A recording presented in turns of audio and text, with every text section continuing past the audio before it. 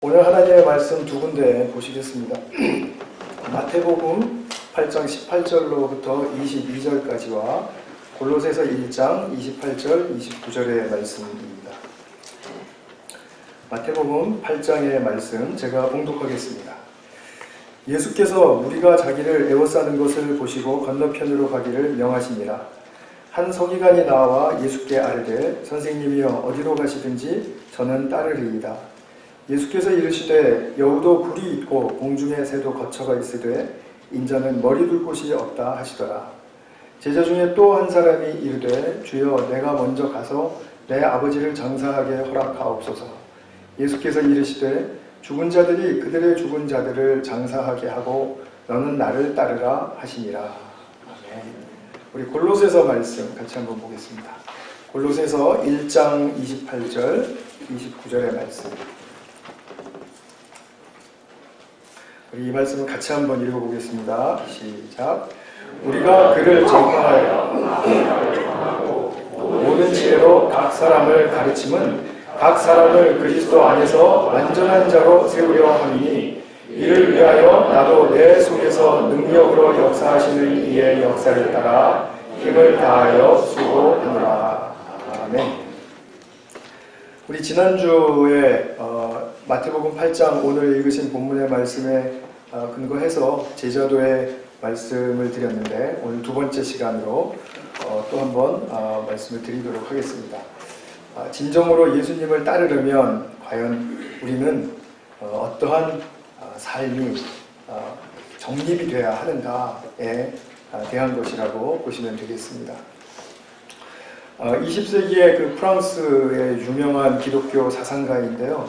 다른 또 철학자이기도 하고 법학자이기도 한 사람인데 자크 엘룰이라는 사람이 있습니다. 워낙 유명한 사람이라서 아마 한두 번쯤은 이름을 들어보셨으리라고 생각이 됩니다. 그분이 여러 책 썼지만 뒤틀려진 기독교라는 책을 썼습니다. 그 책에서 또한 이제 19세기에 아주 유명했던 그 기독교 철학자 키엘케고르라고 하는 그 우리 유명한 분이 있죠. 그분이 말씀한 거를 이제 인용을 했는데 이렇습니다. 이 세상에 어떤 것도 기독교 이상으로 인간을 불쾌하게 하지는 않으며 신약의 기독교보다 더 인간에게 반감을 불어일으키는 것은 없다. 만일 기독교가 바르게 선포된다면 기독교는 수백만의 기독교인도 얻지 못하고, 그러니까 이 세상 전체를 통해서요, 지상에서의 대가와 이익들도 얻지 못할 것이다. 교회가 얻는 특혜들 있잖아요. 종교, 면세라든지 이런 것들, 그런 거 얻지 못한다 이거죠. 우리 자크 엘룰은 일반인들이, 그러니까 예수 믿기 전에 그 자연인들이 기독교 가르침을 들을 때 참기가 참 어려울 것이라고 했습니다. 이런 말을 합니다. 들어보십시오. 무력함에 집중된 한편의 설교와 삶이 진정 얼마나 참아낼 수 없는 것이겠는가. 승리하려는 대의 명분을 위한 희생이 아니라 아무런 대가 없는 사랑, 대가 없는 은사이다. 남을 너희 자신보다 위에 있는 것으로 여겨라. 법정에 끌려갈 때 변호할 말을 찾지 말고 성령에 맡겨버려라 등. 우리가 이런 말씀이죠. 그러니까 지난주에 제가 전했던 말씀이 바로 그 말씀인 것 같아요. 예수님의 무력함을 통해서 예수님이 구원을 이루신다 라고 이야기를 하면 자꾸 우리의 본성은 그것을 거스르죠. 그걸 그대로 받아들이지 못하고 자꾸 내 안에서 1차 해석, 2차 해석 이렇게 해서 그게 연약하다는 걸 자꾸 자기의 말로 해석을 하고 풀이를 해서 결국은 그것도 주님께서 어떤 능력이다 이런 식으로 자꾸 말을 바꾸려고 해요. 근데 그냥 액면 그대로 받아들이시면 됩니다. 연약함 속에 구원이 있다. 연약함 속에 어떻게 구원이 있느냐?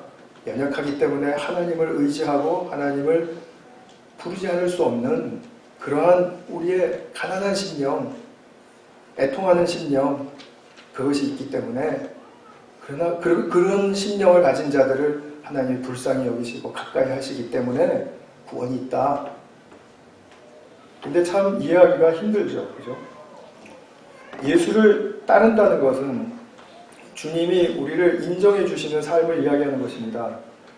그런 우리의 삶은 주님을 믿어서 나는 높아지고 행복했다는 어떤 성공담이나 어떤 내게 좋은 느낌을 주는 어떤 로맨틱한 어떤 그런 고백이 아니라 우리의 본성으로는 참을 수 없고 거절해버리고 싶지만 결국 구원이라는 것은 주님께 의탁할 수밖에 없는 문제임을 깨닫고 특별히 내가 연약할 때 그럴 수밖에 없는 존재임을 깨닫고 나의 죄를 보고 바닥을 치고 그리고 그분 말씀에 승복하는 것입니다. 말씀에 대한 승복이 없이 우리는 계속해서 자신의 구원론을 펼쳐가기가 참으로 쉽습니다. 아버지 장례를 치르고 주를 따르고 싶어요. 그런데 죽은 자들에게 그 일을 맡기고 너는 나를 따르라 하는 그 주님의 그 말씀에 기꺼이 네 그러겠습니다 라고 마음을 내어놓기가 쉬운 사람이 누가 있겠습니까? 그러나 분명히 주님은 그렇게 말씀하셨다는 거죠. 주님이 얼마나 야속하게 느껴질 수 있을까요? 주님 때문에 얼마나 마음의 분노와 불편함이 일어날 수 있을까요? 주님 때문에 마음의 불편함, 분노, 혼동 이것을 느껴보시고 경험하신 분이 있으십니까? 그렇다면 예수님의 말씀 잘 들으신 거예요. 그렇게 돼야 되는 것입니다. 그렇기 때문에 그것이 돼야 됨에도 불구하고 그것이 너무나 우리의 본성에는 어렵기 때문에 우리가 기독교 생활을 하면서 신앙생활을 하면서 우선순위를 정립하는 게 쉽지 않다라는 말씀입니다. 예수님 때로부터 지금까지 볼 때 어떤 교리나 또는 교회 체계가 정립되지 않았던 그 초대교회, 제가 뒤에서도 초대교회 말씀 좀 드리고자 합니다만 초대교회 때보다 훨씬 더 안정돼 보이는, 더 훨씬 더 채워져 있고 훨씬 더 편안한 그런 오늘 현대교회에서 훨씬 더 복음을 선포하기가 힘들고 또 복음을 받아들이기가 어렵다라는 사실은 이거는 어떤 한 사람이 얘기하는 게 아니라 깨어있는 신학자들과 모든 기독교인들은 다 이야기해요. 많은 사람들이 그렇게 이야기할 때 그렇게 말하는 이유가 무엇일까 우리는 10분 이해해 보려고 애를 써야 하는 것이죠. 자크 헬룰 같은 사상가들 뿐만이 아니라 벌써 이미 기독교가 제도화되기 시작했던 그런 3세기, 4세기 이런 그때로부터 이런 우려는 항상 있어 왔습니다. 우리가 그런 문제의식이 있어야 된다는 말씀이죠. 누구의 해석이 맞고 틀리고 이런 것을 우리가 재자는 게 아닙니다. 내가 들은 기독교 메시지는 인간 본성을 거스르는 것이다. 그렇기 때문에 내가 예수 믿고 오래전에 믿고 성화되고 있고 성화되었다 할지라도 이 메시지는 내 안에 남아있는 옛 본성을 아직도 거스리고 있다. 옛 본성을 거스리고 있는 것을 감지하지 못한다면 나는 내가 죄인인 것을 모르는 사람이죠. 아니면 잊어버린 사람이거나 간과하는 사람이죠. 나는 얼마나 주님께 그리스도의 목표를 향해서 달려가고 있는가 하는 최선을 다하고 있다고 할지라도 주님 말씀에 대하여 내가 정직하게 얼마나 잘하고 있는가, 정직하게 반응하고 있는가에 대한 깊은 성찰이 우리에게 따라야 한다는 것입니다. 이건 내적인 문제이죠. 우리 다 마음에 또 우리의 결단에 문제인 것입니다. 굉장히 중요한 태도입니다. 주님을 따르지 않으면 그것은 주님을 믿는 것이 아닙니다. 너무나 말은 정확하죠. 그죠? 주님을 따르지 않는데 어떻게 주님을 믿는다라고 말을 하겠어요. 주님을 따르는 것인데 주님을 따른다라는 말은 오늘 본문에서 말씀하신 것과 같은 제자도를 따른다라는 말씀입니다. 그렇기 때문에 우리는 어디에다가 너무나 확실한 말씀이기 때문에 어디다가 변명을 할 수가 없습니다. 만약에 우리가 주님을 따르지 않는 삶을 살면서 주님을 믿었다라고 한다면 우리의 끝날에는 성경에서 여러 군데에서 경고하는 것처럼 이 속이 차지하는 열매, 헛된 것, 허망함 이런 것에 우리의 끝자락을 맞이하게 되겠죠.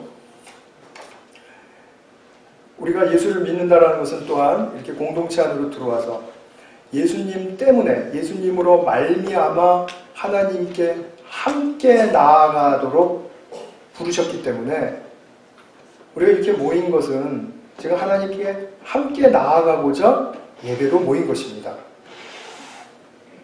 그렇기 때문에 우리는 이 하나됨, 하나 되어야 하고 함께 해야 하고 서로가 의식이 되어야 되고 좋은 의미에서, 그리고 또 서로를 격려해야 된다는 그런 하나됨의 그런 어떤 이슈 속에서 우리가 무엇을 우선순위로 잘 잡고 그것을 지켜가고 그것에 정말 우리가 매료되어야 되는가 하는 그런 문제, 그것을 우리가 오늘 한번 같이 공유되기를 바라는 마음으로 말씀을 나누겠습니다.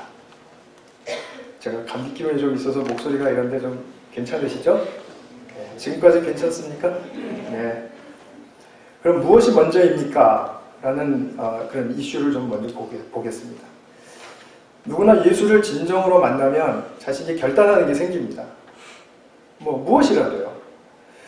저는 예수님을 믿습니다. 그렇기 때문에 이런 거 안 하겠습니다. 또는 이런 거 꼭 하겠습니다. 그러죠. 그러나 사실 이 인간의 결단의 내용을 보면 작심삼일이기도 하지만 또 그것이 좀 오래 간다 하더라도 결단 자체가 예수님을 위한 것이 아니라 자기를 위한 것인 게 많죠. 그럼에도 불구하고 예수님께 결단한 자신의 약속은 굉장히 중요한 의미를 갖습니다. 왜냐하면 내가 이제 앞으로 신앙생활을 하면서 주님을 잊지 않겠다라는 나의 양심의 울림이 되기 때문입니다. 그렇지 않습니까? 내가 예수님 믿을 때 이렇게 결단했는데, 이렇게 약속했는데, 내가 그러지 못하고 있네 하는 그런 자기의 말이 부메랑이 돼서 자기에게 돌아오는 거죠. 그럼 자기의 양심이 내가 그렇게 하지 않아야 되겠구나 하고 주님을 기억하는 한 방법이 되지 않습니까? 그런 측면이 있고, 그런데 예수를 믿으면 또 우리가 몸의 지체, 예수님이라는 몸의 그 지체가 되기 때문에 실제적으로 개인적인 차원의 약속을 넘어서서 또 우리 몸 대신 공동체적인 그런 어떤 약속과 우선순위를 정하게 됩니다. 이것은 우리의 약속이죠. 말하자면 예배에 대한 것, 또는 우리가 말씀 공부나 또는 말씀 나눔이나 그런 거에 대한 것, 또 우리가 공동체적으로 이웃을 돌보겠다, 또 가난한 자를 돌보겠다라는 등등의 그런 약속이죠. 우리 교회가 꼭 이런 어떤 공동체적인 그런 약속 속에서 이제 하나님께 함께 나아가도록 부르심을 받았는데, 그렇다면 우리는 이러한 과정 가운데 무엇을 목적으로 해야 하는가? 하나님께 함께 나아가는 건 맞아요. 그것도 목적이죠. 그러나 함께 하나님께 나아가면서 우리는 어떠한 우리의 내면적인 또한 목적을 추구하고 그것이 성취되어야 할까에 대한 문제이죠. 그것이 바로 골로새서 1장 28절에서 읽은 그런 내용입니다. 사도 바울이 골로새 교회에 대해서 이렇게 말했습니다. 우리가 그를 전하여 예수님을 전해서 각 사람을 권하고 모든 지체로 각 사람을 가르침은 각 사람을 그리스도 안에서 완전한 자로 세우려 합니다. 이렇게 말했습니다. 그리스도 안에서 완전한 자로 세운다라는 말이 무슨 뜻입니까? 우리 중에 완전한 사람 있습니까? 저는 우리 중에 완전한 사람이 있다고 믿어요. 그분이 도덕적으로 흠이 없다는 뜻이 아니고, 그분이 어떤 능력이 모자라서 어떤 무엇을 못하고 하는 그런 게 없다는 뜻 아닙니다. 여기서 완전하다라는 말, 헬라말로 원어로 잘 살펴보면 그것은 목표에 다다르는 것을 이야기해요. 그렇기 때문에 그리스도에서의 안에서의 그 표대가 있습니다. 우리는 고울 라인이 있다는 말이죠. 고울 라인을 향해서 그걸 분명히 보고, 그리고 내가 지금 첫 걸음이든 둘째 걸음이든 또는 10번째 걸음이든지 간에 그것을 향해서 최선을 다해서 가고 있는가, 그것을 바라보면서 방향성을 잃지 않고 나의 포커스를 가지고 집중을 가지고 내가 그것을 향해서 가고 있는가를 볼 때 목표를 향해서 흐트러짐이 없이 달려가는 사람을 완전한 자로 여겨 주신다라는 것이죠. 이 단어는 신약 성경에 또 여러 군데 많이 나오는데 다 동일한 의미를 갖습니다. 경주자의 삶을 비유해 보시면 쉬워요. 경주자가 100m 골라인을 앞에 두고 있습니다. 그것을 바라보고 뛰어야 되죠. 조금이라도 1도라도 옆으로 뛰면 안 됩니다. 그러면은 경주를 제대로 할 수가 없습니다. 어떤 그 100m 달리기 세계적인 선수가 자기가 이제 1등을 이제 예측하면서 뛰었어요. 그랬는데 잘 뛰었습니다. 잘 뛰었는데 옆에 누가 있나 하고 슬쩍 봤다가 0.01초 차이로 졌다는 거죠. 별로 우스운 얘기는 아닙니다만. 어쨌든 간에 그런 그 목표를 향해서 방향성을 틀 때 그것은 경주자의 바른 모습이 아니죠. 그죠? 경주자가 자기 경주를 하면 되지 왜 남을 보겠습니까? 그렇게 하는 거 아니라는 거죠. 그죠? 그리고 아까도 말씀드린 것처럼 첫 걸음이든지 10번째 걸음이든지 내가 목표를 향해서 최선을 다해서 뛰는 것이 맞죠. 그렇다면 그는 온전한 선수이죠. 온전한 경주자이죠. 자, 그래서 우리가 어떤 일이 일어나도 내가 목표를 향해서 가는데 정신이 빼앗기거나 아니면 뭐 방해물이 있다 할지라도 그런 것들을 감당하고 치워내면서 또 받아내면서 그러면서 그 목표를 향해서 가는 사람이 바로 그리스도 안에서 완전한 자로 세워진다라고 그렇게 바울은 말하고 있는 것이죠. 이러한 경주와 같은 삶을 살도록 교회가 우리 성도님들을 인도하고 또 돕는 것입니다. 그래서 그 교회가 인도하고 돕는 일을 어떤 교회에서는 뭐 제자훈련이라는 말을 이제 빌려서 쓰고 또 어떤 교회에서는 목회 또는 양육이라는 말도 쓰고 또 다 쓸 수 있는 말이죠. 저는 이제 LTC 리더십 트레이닝에서도 그랬고 또 새생명 세길반에서도 지금 계속 강조하고 있는 것을 저는 목양이라고 저는 부르고 싶다. 목양이라는 말 자체가 좀 따뜻한 어감이 있으니까 제가 따뜻한 사람이니까 목양이라고 하자 이제 그렇게 말씀을 드렸어요. 그러면 우리가 이 말씀의 기초에서 목양이라는 것은 성도를 그리스도 안에서 완전한 자로 세우도록 돕는 것이라고 지금 말씀을 드렸는데 우리 교회에 어떠한 측면을 통해서 어떠한 프로그램이나 형식을 통해서 이것을 돕고자 합니까? 이것을 보시려면 목양의 목표를 기억하고 이것을 잃지 않으려면 우리 교회의 어떤 그 구조를 우리가 좀 한번 한눈에 볼 필요가 있다고 생각이 됩니다. 그래서 제가 도표를 마련했는데요. 우리 교회는 삼중 구조로 볼 수 있습니다. 뭐 나누기 나름이겠지만 삼중 구조라는 말은 첫 번째로 이제 우리는 전체적으로 모이는 이런 모임이 있어요. 교회 안에는 그죠? 전체적인 모임이 있는데 이 전체적인 모임은 우리가 함께 드리는 예배 그리고 공동체에 선포되는 말씀 그리고 선교를 함께 하도록 전체 모임이 잘 포커스를 맞출 수가 있습니다. 예배는 한 사람이 드리는 게 아니잖아요. 그렇기 때문에 여럿이 우리 함께 드릴 때 더 힘이 나죠. 우리가 지난주에 우리 디모데 형제들이 자매들이 수영해가지고 여기 이제 빈자리가 많았잖아요. 거기서 예배 드리는 줄 알지만 오늘은 왠지 좀 허전하다 이런 생각 안 드셨습니까? 그리고 우리가 선교라는 것도 그렇습니다. 선교는 교회가 하는 것입니다. 물론 선교사가 교회의 팔이 되어서 거기에 지금 가 있는 거죠. 그렇기 때문에 교회의 중심으로부터 우리가 모든 것들이 지원이 돼야 돼요. 기도도 지원이 돼야 되고 물질도 지원이 돼야 되고 또 격려와 위로의 말씀도 지원이 돼야 되고 여러 가지가 지원이 되어야 됩니다. 그러기 위해서 우리가 김희석 선교사님 병중에 계시는데 또 그 가족들이 지금 다 아프신 가운데 있는데 그분도 우리가 돕자고 호떡도 어저께 와서 이제 열심히 준비하고 또 오늘도 열심히 팔고 이렇게 하는 거죠. 그래서 나온 수익금을 우리가 김희석 선교사님 가정을 위해서 요즘 지금 잘 돕고 있거든요. 그런데 이것을 그 이삭 후원회만 하는 게 아니라 우리가 거기에 동참해야 후원회가 그것을 전달하는 전달자 역할을 해주지 않겠습니까? 그러니까 우리 모두가 다 동참해야 되는 것이죠. 그리고 지금 여기서처럼 선교에 대한 또 강조의 말씀을 또 한번 드릴 수 있는 것이고요. 그래서 전체 모임은 예배와 선교를 주로 위임받습니다. 두 번째로 중요한 구조는 소그룹입니다. 소그룹은 우리 교회 같으면 목장 모임이 지금 뭐 가장 우선순위가 되겠죠. 그러나 성경 공부 모임도 있고, 또 우리 수요 성서학교도 있고, 또 자원에서 모이는 기도 모임도 있고, 우리 여러 모임들, 소그룹 모임들이 있어요. 정말 뜻깊은 그런 모임입니다. 전체적으로 모였을 때 우리가 교제하고 이렇게 그냥 인사하고 그리고 서로 웃어주는 정도로 격려하지만 소그룹으로 모이면 더 진실하고 더 정직하게 아니면 더 털어놓고 그죠? 털어놓고 이야기할 수 있고 또 그리고 학습 효과도 굉장히 높죠. 같이 모여서 머리를 맞대고 공부할 때 훨씬 더 이해도 잘 되고 또 물어볼 수도 있고 하니까요. 그래서 이 소그룹은 굉장히 중요한 의미를 갖습니다.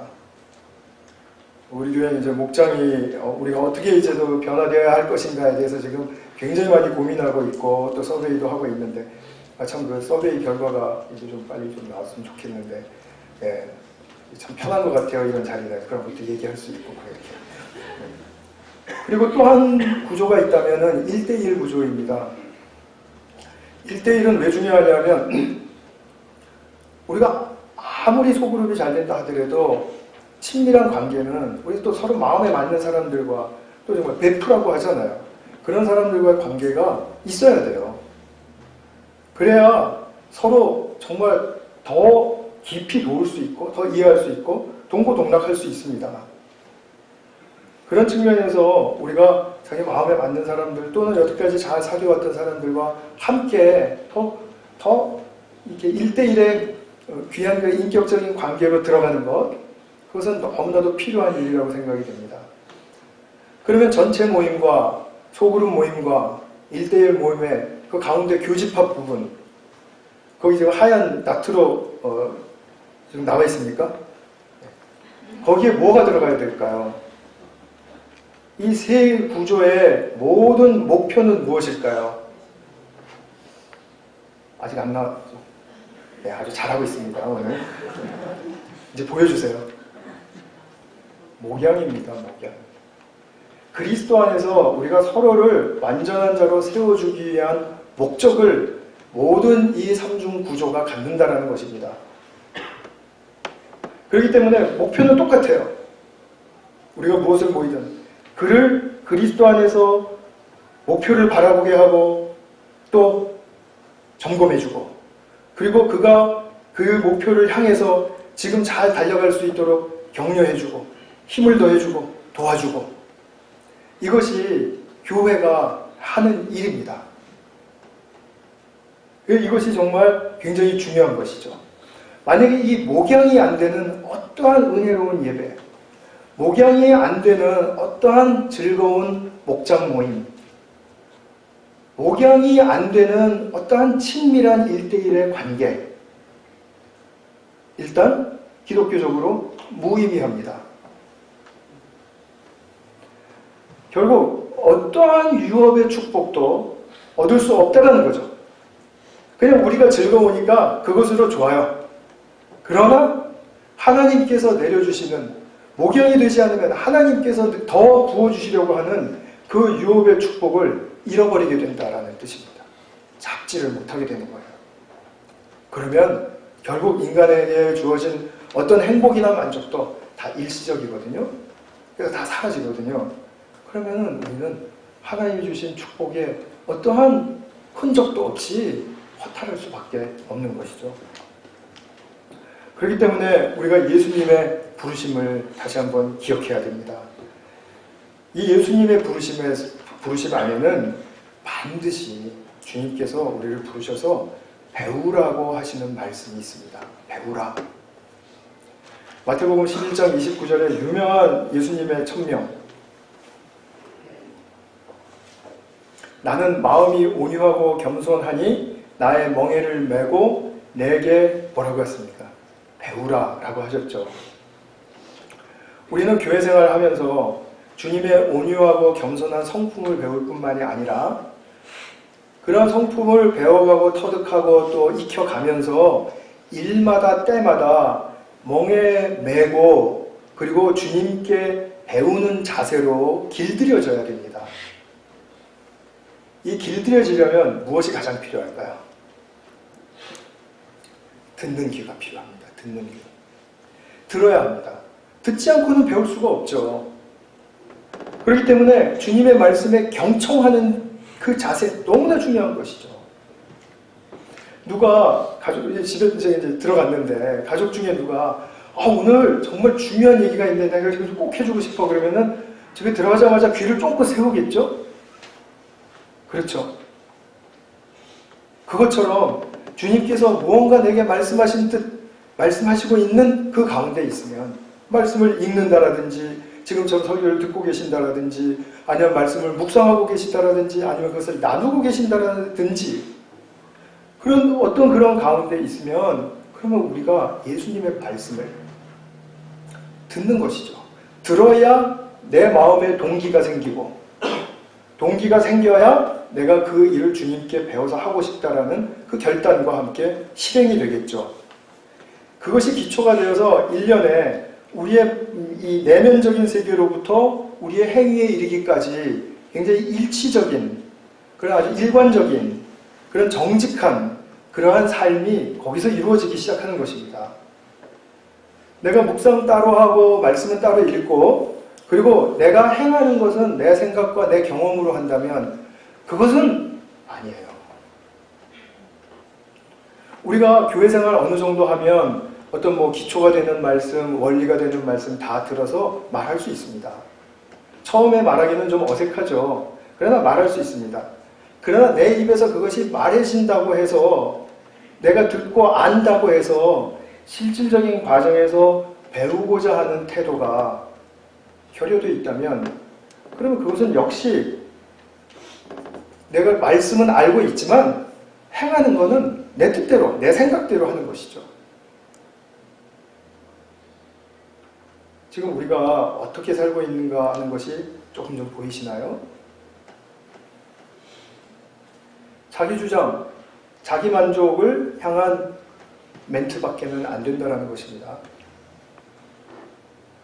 목양과는 상관없는 그 사람을 그리스도 안에서 온전한 자로 세워주기 위한 그 목양과는 상관이 없는 일들이 얼마든지 좋은 말로도 또 정당화로도 다 덮여질 수 있다는 그 위험성, 그것이 오늘날 우리가 교회에서 경험하는 것들입니다.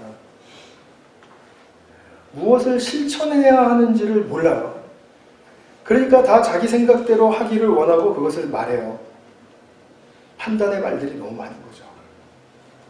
판단의 말들은 이미 넘치도록 채워졌고 판단의 말들은 지금도 넘치도록 흘러나가고 있습니다. 말씀에 우선순위가 없기 때문에 말씀을 듣고 행하겠다라는 그 일치된 나의 정직한 삶의 태도가 없기 때문에 그것이 없지는 않겠죠. 다소 결여되어 있기 때문에 그런 것입니다. 1세기의 모든 종교들, 거의 모든 종교들은 그 이제 그리스, 로마 이제 그 시대이지 않습니까? 그 시대에는 다른 모든 종교들은 제의적 종교 의식을 따랐습니다. 그러니까 희생드리고 그리고 또 신상이 있고 그랬고 가르침이나 배움은 없었어요. 그러니까 그 종교는 무엇을 위한 종교입니까? 각자 개인이 와서 시간 맞춰서 와서 제물 드리고 빌고 그리고 자기가 복 받으면은 그냥 가는 거. 그러면 됐어요. 그냥 그 종교 교인이에요. 제가 지난주에도 말씀드렸지만 우리 교회를 통한 통계가 기독교의 진정한 정신이 기복에 대한 무속 종교 의식을 이기지 못한다. 또 예의범절 도덕 따지는 유교 의식 이기지 못한다. 이제 말씀드렸죠. 오직 10명 중에 2명뿐만이 2명 정도가 기독교 의식이 우선순위가 되어 있다. 그 10명 중에 2명이라는 말이 제 머릿속에 계속 맴돌고 때리고 이렇게 울리고 합니다. 우리 교회도 그러면 어떻게 하지? 하는 그런 위기감이 너무 제게 엄습하고 그래서 면역이 약해진 것 같아요. 너무 부담스럽습니다. 교회는 모여서 가르치고 배우고 나누고 격려하고 그러는 공동체입니다. 의식 속에서 다른 종교와 같이 제물 드리고 그리고 나서 어떤 일련의 과정이 끝나면 땡! 가도 되는구나, 이런 종교 아닙니다. 그렇기 때문에 예배 드린 다음에 교제가 중요하다는 말씀입니다. 교제 속에서는 그것이 나누어지고 그리고 도전되고 그리고 또 그것 때문에 나의 삶이 새롭게 결단이 되고 하기 때문입니다. 그래서 우리 기독교를 체계 종교라고 불렀어요. 1세기부터. 체계 종교라는 말은 사도 바울이 디모데후서 4장 13절 같은 데 보면 가죽 종이에다가 쓴 거, 가죽 껍데기에다가 쓴 그 글을 가져와라 라고 이렇게 부탁하는 이 글이 나오죠. 그게 바로 그 당시에 그 교회에 회람하던 그 이제 서신서들, 이제 그 성경에다 후보가 되었던 그런 어떤 좋은 글들이죠. 그리고 사도행전을 보면 교회란 어떤 특징을 갖느냐? 사도들의 가르침을 받는 교회다. 사도들이 가르치는 교회다. 가르치고 배우고 하는 그런 교회의 특징을 우리가 잊어서는 안 된다는 거죠. 다른 종교는 늘 같은 행위의 의식, 반복, 그것으로 만족합니다. 그러나 기독교는 그런 반복되는 어떤 형식이 되풀이되고 있지만 그것보다도 더 채워져야 할 것은 늘 그 형식을 통해서 늘 새로운 변화, 그러니까 쇄신, 우리의 삶의 개혁, 이런 것을 계속해서 새로운 방식을 가르치고 그리고 배우는 데 있는 것입니다. 그래서 초대교회 사람들은 다 모이면은 하나님의 말씀 듣고 배우고 그리고 나누고 그렇게 하면서 밤이 새도록 교제했습니다.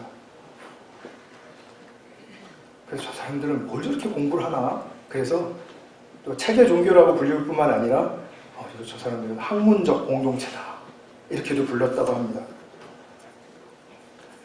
그러면 우리가 이 공동체적으로 우선순위를 가져야 한다고 할 때 무엇에 대한 우선순위가 가장 먼저 앞서야 될까요? 예배입니다. 예배는 우리의 신앙생활 중에서 가장 종교적인 형식이 뚜렷한 그런 의식이죠. 우리 주일 예배 너무나 딱딱딱딱 맞춰져 있는 의식화되어 있지 않습니까? 근데 이런 의식화되어 있는 이런 것에 지금 식상한 나머지 튕겨져 나가는 분들도 있고, 왜냐하면 이것을 통해서 채워지지가 않으니까, 말씀이 가르쳐지고 말씀이 배워지고 말씀이 깨달아지고 이런 게 없으니까 그냥 그날 형식 지키니 나 교회 안 가, 이러는 분들이 생기기 시작했고, 또는 그 형식으로 말미암아 오늘 그걸 마쳤으면 나 오늘 할 일 다 했다, 이렇게 만족하는, 그 타종교에서와 똑같이 그런 식으로 만족해버리는 그러한 것을 또 그런 양상이 또 나타나고 있고, 그래서 어떻게 해야 될지를 모르겠는 거죠.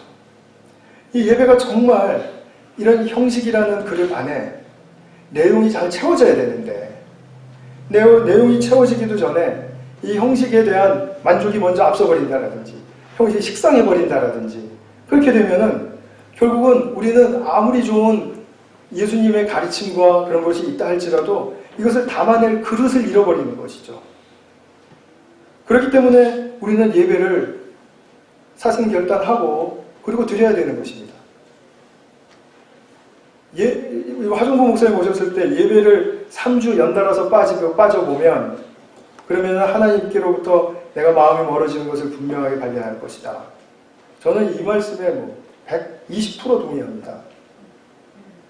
그런데 예배를 빠지고서도 별로 이렇게 거기에 대한 뭐랄까요, 아쉬움, 안타까움 이런 게 없는 분들이 태반인 것 같아요. 거듭나지 않았으면 할 수 없습니다.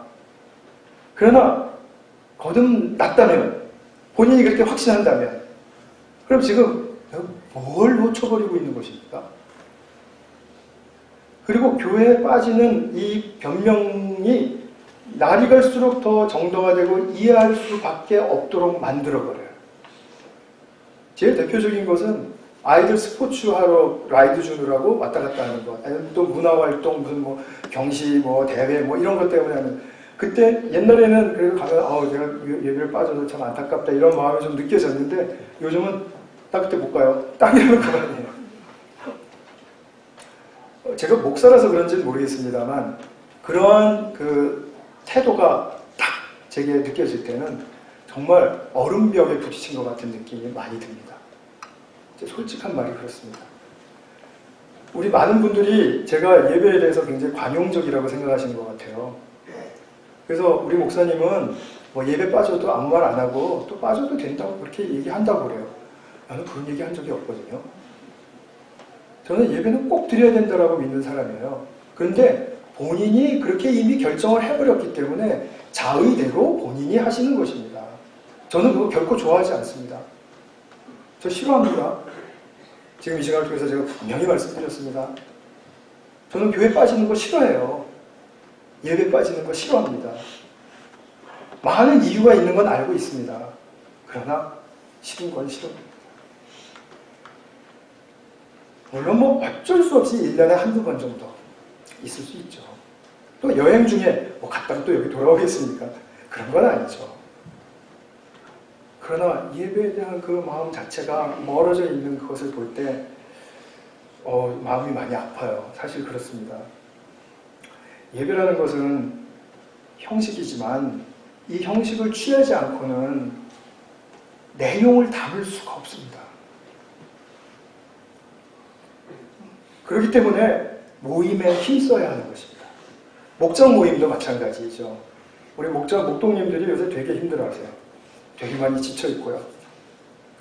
근데 목동님들이 제일 힘든 게 뭘까요? 여러분 그 짐작해 보셨습니까?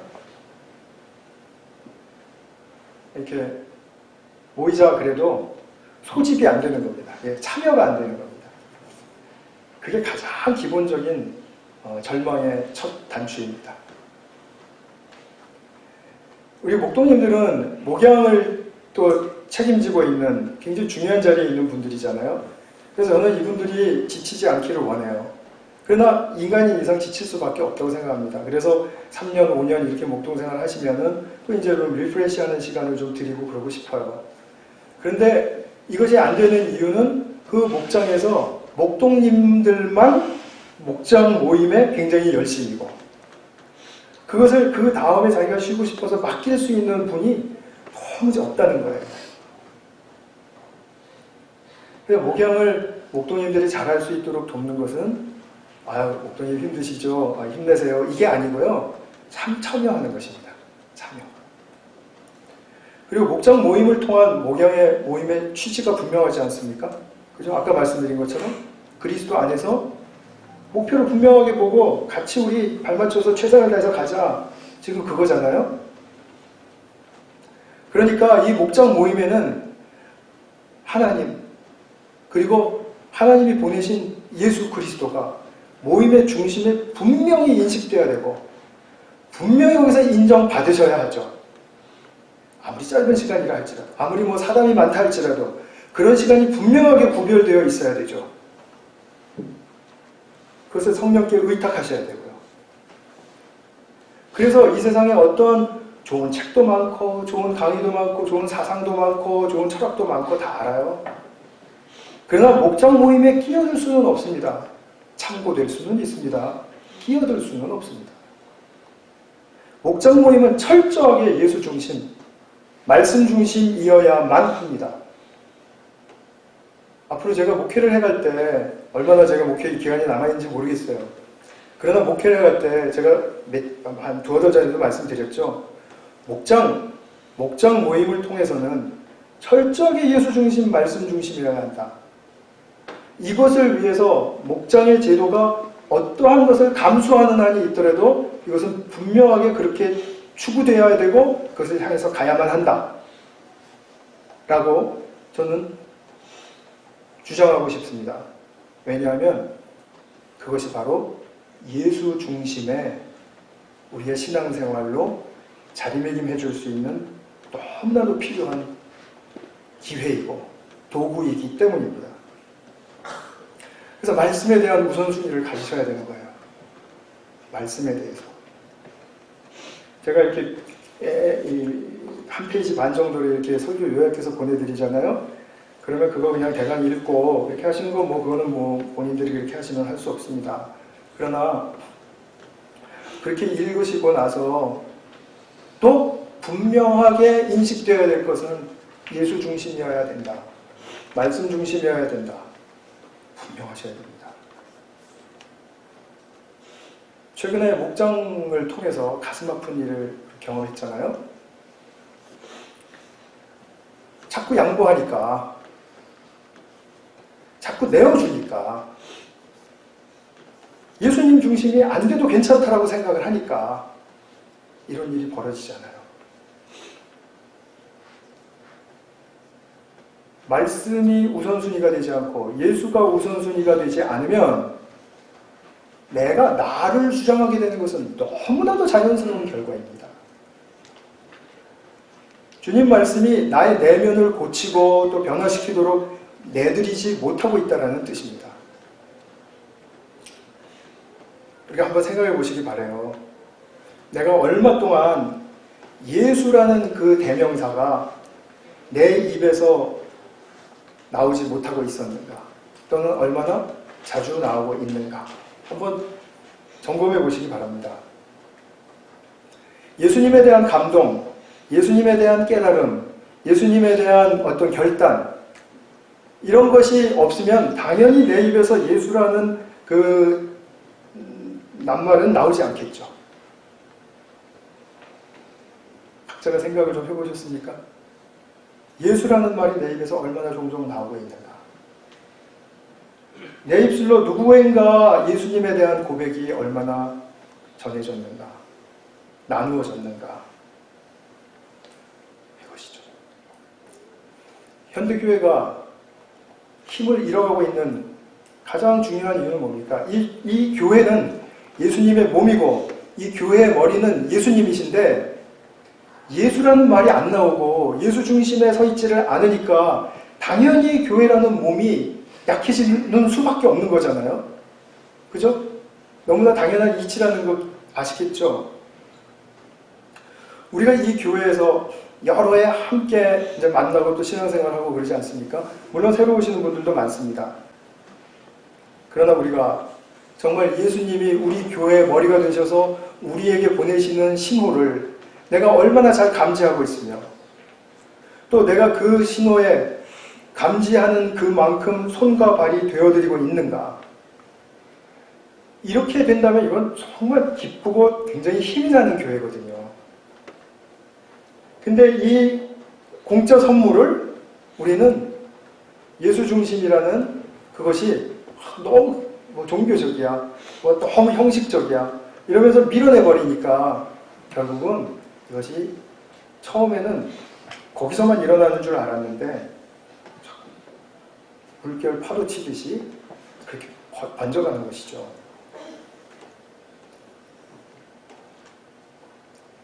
우리 교회 박사님들 몇 분인지 아시죠? 박사 과정에 있는 분들 60명이 훨씬 넘습니다. 성인의 한 반 이상이 박사. 근데 보면요, 박사님들이 되게 성경 공부 안 오세요.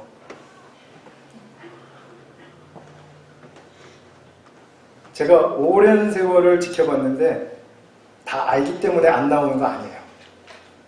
제가 압니다. 너무들 안 나오세요. 성경 공부를 지겨워하는 것 같아요. 아예 저한테 대놓고 그랬어요. 아예 성경 공부하는 거 싫어하는 거 모르세요? 저한테 그러더라고요. 어떤 박사님이. 제가 너무 슬펐어요. 이거 내가 제명에 다 목회 못 끝내고 그냥 박사 떠나게 생겼다. 그런 생각이 너무 들었어요. 주님 앞에 너무 부끄러웠어요. 어쩌자고 저 같은 부족한 사람을 이 교회에다 세우셔가지고 그런 말들이 그냥 횡행하면서 나와도 그냥 너무 기가 막혀서 무슨 대응하고 말도 없네요. 지금 막 이렇게 대응도 못하고 대꾸도 못하고 그게 말이 되는 소리냐부터 따져야 되는데 제 자신이 너무 비참하게 느껴졌어요. 수요성서학교 나와보시면 아시겠지만 박사님들 별로 없어요. 박사 과정에 있는 분들도 별로 없어요. 이것이 어떻게 우리 교회가 제자도를 따른다고 말할 수 있는 교회가 되겠습니까? 종교문제 연구소에서 한 그 10명에 2명, 10명에 2명 우리 교회에 있을까? 너무 두려웠던 거죠, 저는. 그리고 너무 아프고요. 저는 우리 교회가 이렇게 가면 안 된다고 생각합니다. 그건 분명합니다. 뭔가 변화되어야 되고 쇄신되어야 됩니다. 그래서 주님의 은혜를 많이 구하고 있습니다. 여러분들도 구하시리라고 믿습니다. 정말 우리가 어떤 변화에 정말 우리가 정말 같이 한 마음으로 올인하고 그래도 될까 말까입니다. 이 세상에 지금 이 세태가 너무 강하거든요. 물결이.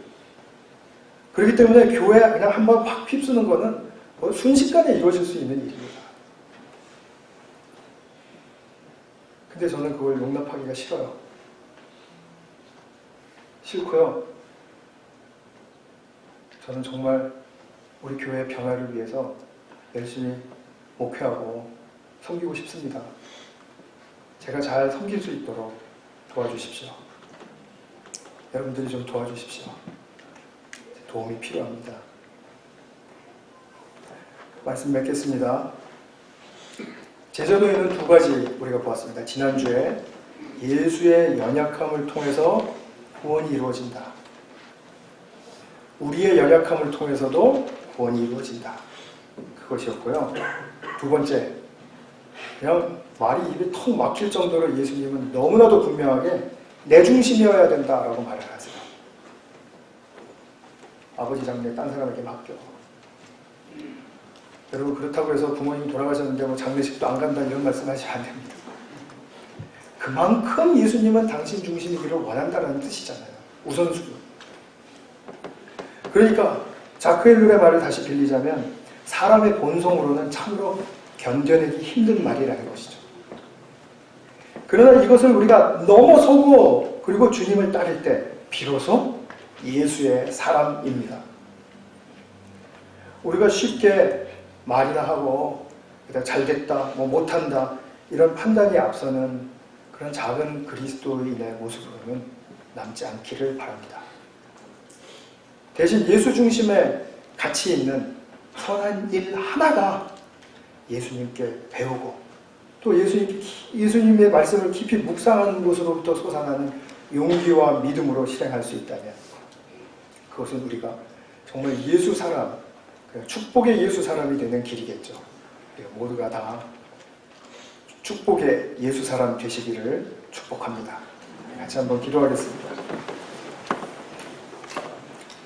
지금 우리가 정말 하나님 우리 공동체적으로 예배와 또 우리 말씀의 우선순위를 제가 어떻게 생각하고 있었는지 내 입술에서는 예수라는 그 대명사가 예수님이라는 존재가 얼마나 많이 뇌아려지고 그리고 표현되고 있는지 우리 같이 한번 그거 생각해 보시면서 우리가 기도하도록 하겠습니다. 사랑하는 아버지 하나님, 정말 우리 이 현대교회 모습 속에서 우리는 과연 예수님을 얼마나 중심에 모시고 예수님을 얼마나 정직하게 따르고 있는지 정말 주님의 말씀에 비춰보는 계기가 되었습니다. 참으로 우리의 본성으로는 참아내기가 힘들고 또 불편해지기 너무나도 쉬운 이 말씀 정말 하나님께서 그럼에도 불구하고 우리에게 또 들려주시고 또 이끌어주시는 이유는 정말 예수님을 따르는 축복의 사람들이 되게 하시고자 하는 주님의 놀라우신 그런 분명한 뜻이 있으심을 믿고 감사와 찬양을 드리기를 원합니다. 우리가 예수 중심의 사람, 예수 중심의 목장, 예수 중심의 교회가 될 수 있도록 축복하여 주시옵소서. 주님께서 함께하여 주신 은혜 감사드리고 우리 구주 예수님의 이름으로 기도하였습니다. 아멘.